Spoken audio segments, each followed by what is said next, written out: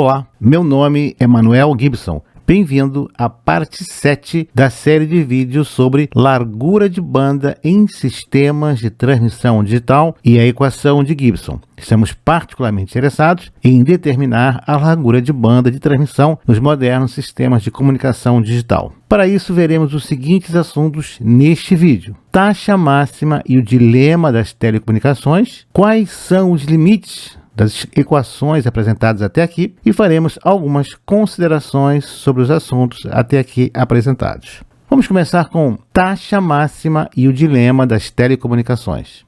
Esse é o teorema de Hartley-Shannon, na forma de uma equação. C máximo é a taxa máxima teórica sem erros, ruído do tipo branco aditivo gaussiano. Essa taxa expressa em bits por segundo. BW é a largura de banda do canal em hertz. Log de A na base 2 é o logaritmo de A na base 2. Podemos converter para log na base 10, conforme mostrado. Hertz é a potência desejada em watt. S é a potência do sinal desejado em watt, em múltiplos watts. N, potência do ruído branco aditivo gaussiano na banda, também expresso em watts. E Sn é a relação sinal-ruído. Nessa equação não é em dB. Vemos então que a taxa máxima teórica sem erros de um canal vai depender de relação sinal-ruído e largura de banda. É teoricamente possível transmitir-se informação em um canal sob qualquer taxa R, desde que essa taxa R seja menor ou igual à capacidade máxima, dada por Shannon, segundo uma dada taxa de probabilidade de erro arbitrariamente pequena, empregando-se uma modulação suficientemente complexa. A equação não indica que modulação é essa. Veremos então que a probabilidade de erro é sempre maior do que zero, independente da relação sinal-ruído, largura de banda, tipo de modulação ou código do canal. O trabalho de Shannon basicamente mostra que os valores de S, que é a potência do sinal recebido, N, potência de ruído, e BW, que é a largura de banda, estabelecem um limite para a taxa de transmissão, não para a probabilidade de erro. Nada é dito sobre o tipo de modulação ou código do canal. Veremos agora então o dilema das telecomunicações. Do modo com que a equação está apresentada, parece claro que se queremos aumentar a taxa de dados no canal, e quem não quer, devemos aumentar a largura de banda. Veja, largura de banda proporcional à taxa de dados. Como parece óbvio, quanto maior a largura de banda, maior a taxa de dados, certo? O ruído é mais do que parece. Veja, a potência de ruído, em submúltiplos watts, vai ser igual ao produto entre a densidade espectral de potência de ruído, a unidade é watt por hertz,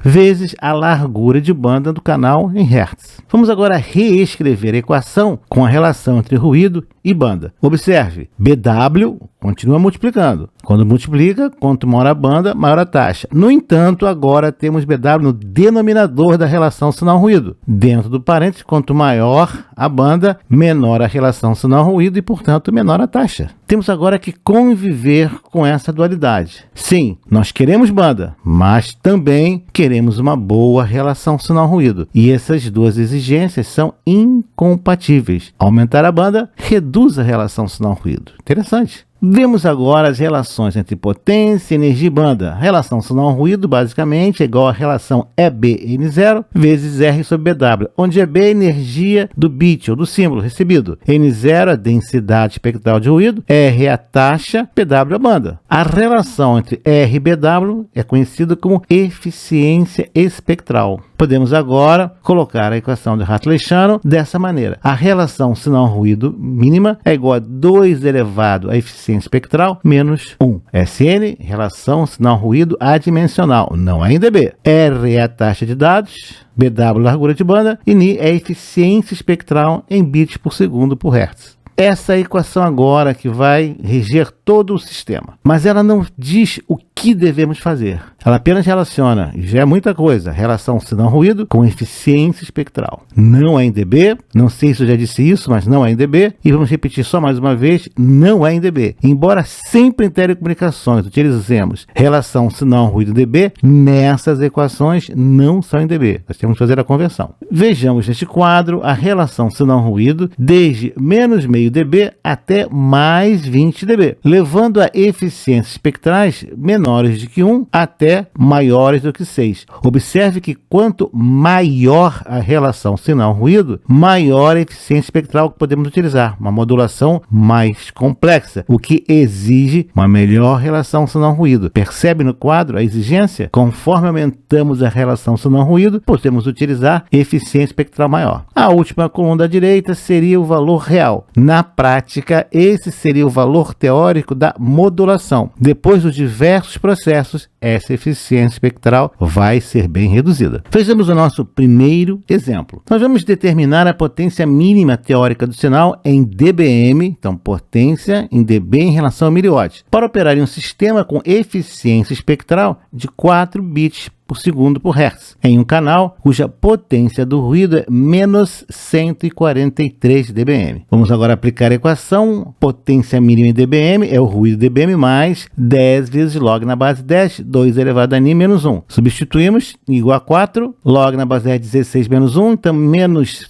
143 dBm mais 10 vezes log na base 10 de 15, resultando em menos 131,2 dBm. Podemos então dizer que a potência mínima teórica de sinal é de menos 131,2 dBm. Quais são os limites que nós podemos utilizar em nossos sistemas? Veremos dois tipos de limites: sem limite de banda, de largura de banda, e com limite de ruído. Vamos ver cada um deles. Vamos começar sem limite de banda. E se nós tivéssemos um sistema que não tivesse limitação de banda? Não seria bom isso? Qual seria a taxa máxima do sistema? Aí está. A taxa máxima para um canal não limitado em banda, observe que sem infinito, ou seja, limite, quando o BW vai para o infinito, é igual a 1,44 vezes a relação entre o sinal e a densidade espectral de ruído. Não é a relação sinal-ruído, é a relação entre sinal e densidade espectral de potência de ruído. Aí está. Como seria um sistema sem limitação de banda? Talvez ligação com naves, espaçonaves, satélites? Consegue imaginar algum? Bem, radioastronomia, exemplo interessante. A taxa máxima para um canal não limitado em banda é dado por 1,44 vezes a relação entre a potência do sinal recebido e a densidade espectral, potência de ruído, naquela banda. Aí está. Mesmo um sistema, um canal com banda infinita, ainda assim apresenta um limite à taxa máxima permissível de operação no canal. QN0, já vimos, é a densidade espectral de potência de ruído do canal. É dada pelo produto K vezes T0, onde K é a constante de Boltzmann, 1,38 vezes 10 a menos 23 watts por Kelvin por Hertz. T é a temperatura equivalente de ruído, em Kelvin. Se não for especificada, pode-se usar o valor da temperatura ambiente de referência, chamada temperatura ambiente, room temperature, T0, igual a 300 Kelvin. Vejamos um exemplo. Vamos determinar a taxa teórica máxima, sem erros, de um canal submetido a ruído branco aditivo gaussiano, quando a potência do sinal desejado é menos 43 dBm e a temperatura de ruído 300 Kelvin, sem limitação de banda. Primeiro vamos converter menos 43 dBm para dBW. Tiramos 30 dB e obtemos menos 73 dBW. Agora vamos passar para o watt. 10 elevado a menos 73 sobre 10. 10 elevado a menos 7,3 em watt. E obtemos 5 vezes 10 a menos 8 watts, ou 50 nanowatts. KT0, por sua vez, 1,38 vezes 10 a menos 23 vezes 300, que é a temperatura de ruído, Kelvin, igual a 4,14 vezes 10 a menos 21.